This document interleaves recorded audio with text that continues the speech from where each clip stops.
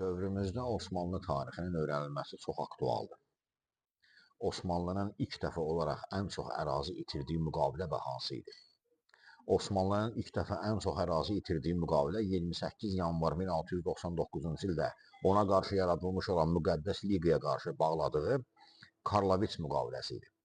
Həmin müqavilə Venesiya, Avstriya və eyni zamanda Venesiya Respublikası ilə bağlanmışdı.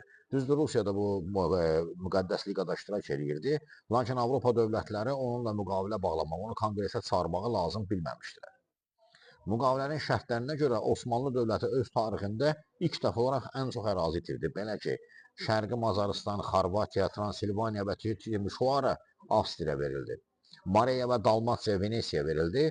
Kiyev voyevodalığının cənubu, Braslav voyevodalığı və eyni zamanda Podoli məhz Polşaya, yəni o zaman Respospolit adlanırdı, Respospolitiyə güzəştə gedilmiş oldu.